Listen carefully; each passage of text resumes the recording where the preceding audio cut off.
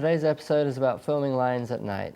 To me, there's something a little bit magical about follow filming through a city at night time, partly because you often have the streets all to yourself, but also because the on-camera lighting limitations means that only the skater and the immediate action is lit up, and they really stand out from the darkness in the background. November's coming, daylight savings for a lot of people, so the nights are getting longer and filming at night time is going to be inevitable. So I figured now's a good time to get into the subject for In Focus. Down the line we'll get into filming with lights and generators at night time, but for this episode we're going to concentrate on on-camera lights.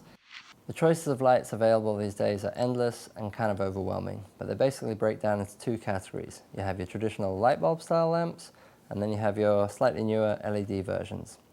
The old light bulb lamps might look something like this. This is an old Sony lamp.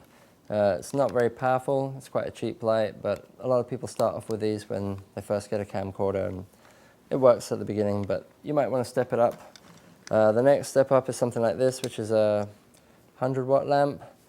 It's a little bit more expensive, emits a lot of light, but the downside to it is it comes with this really heavy brick of a battery, which you either strap to your belt or in a backpack, and then it has to have this long cable dangling to your camera, which it works, but it isn't that practical, and after filming a long line, after a while, it gets pretty old. Not a very practical situation. The lights would actually get really hot after a prolonged use, so it wasn't ideal. Thankfully these days we have LED lights. Most professional filmers who are shooting skateboarding tend to use LED lights because they are very lightweight and they emit a good amount of light while not drawing too much power. You can get away with using these small camcorder style batteries instead of this big heavy brick. LED lights range a lot in price and quality. Most skate filmers use a setup similar to this one that Ricky's got going. It costs about 150 bucks. It puts out a lot of light, and for the size of it, it's actually quite lightweight, even with two camcorder batteries on the back of it. It has a couple of nice filters that come with it. One just diffuses the light to make it a little bit softer. The other one can balance it for shooting with indoor lighting.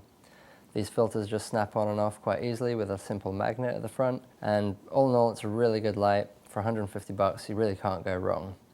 These things are also quite useful even if it's not fully dark, as a little fill light. You can see with this 50-50 that Josh does, kind of helps enhance it as it's getting dark. And as you can see with this lip slide of Jose, had there not been this fill light, he would have got lost in the background darkness of the tree. But as it is, he pops out quite nicely and you see what's going on. This is the light that Jason Hernandez used when filming this line of Daryl Angel.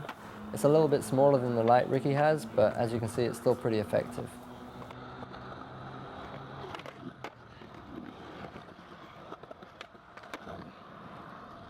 On the lower end of the price range is something like this LED light, which cost about 70 bucks.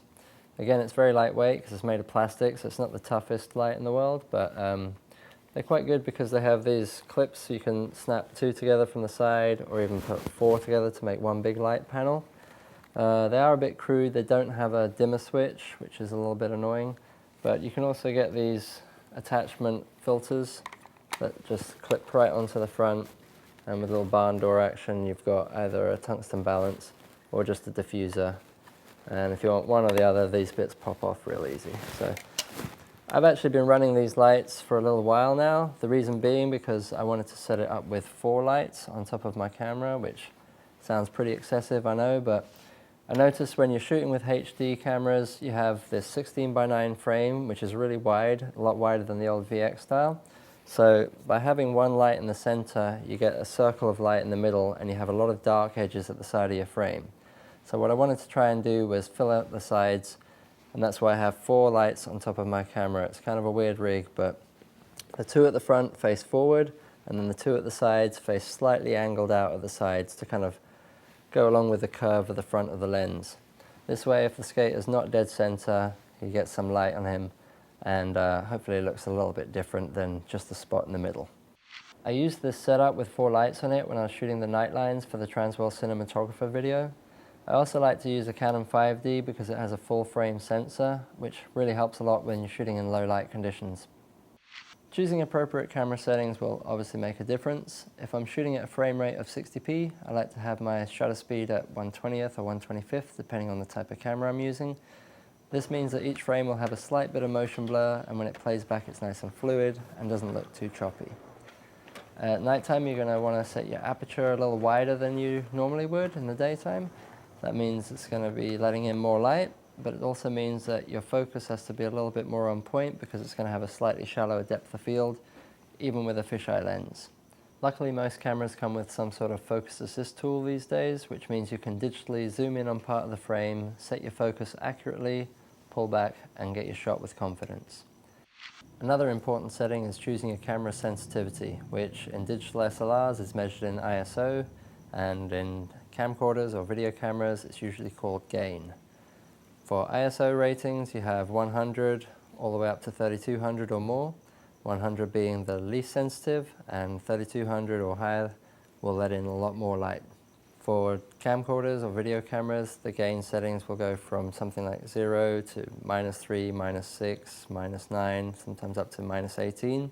The downside to opening up your camera sensitivity and letting more light in this way is you start seeing a lot of digital noise, little grain, and just starts making the image look a little bit dirtier, I guess you could say. For a digital SLR, I like to keep it around 1600 or 1250. Any more than that and it starts getting a pretty dirty image and you can't even clean it up in post-production. And of course every camera is slightly different, so I recommend you take yours out, do some tests at various sensitivity levels and see what works best for you.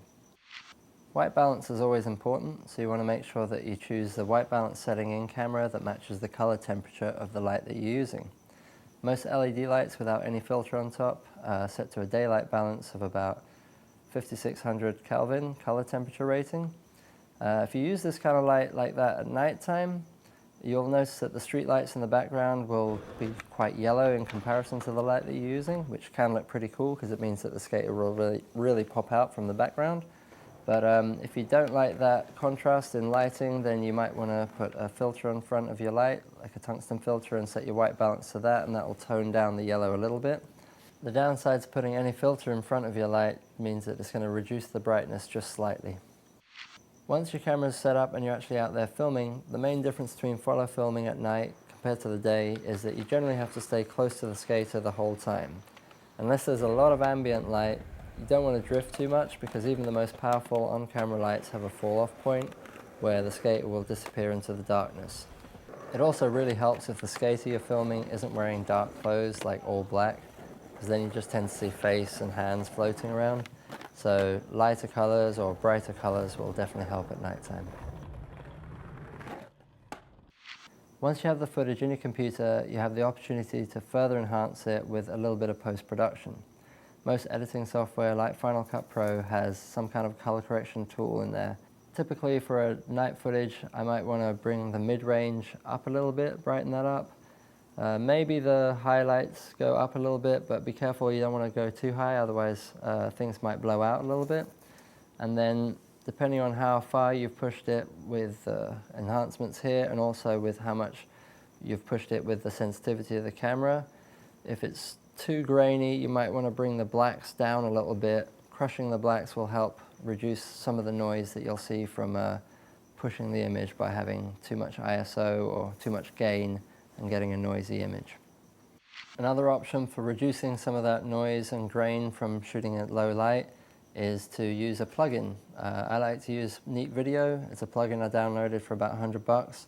It analyzes the frame and magically cleans up a lot of the noise. The downside to it is it can make the image slightly softer, so you might want to play with some of the settings and adjust it, fine-tune it to make sure the image is not losing its sharpness too much. So there's just a few ideas on filming lines at night with on-camera lights. As usual, these are just my guidelines. Hopefully they help you out, but I do recommend you get out there and experiment, try different apertures, try different ISOs, see what works for you, and find a look that you're happy with. White balance is always important. Woo!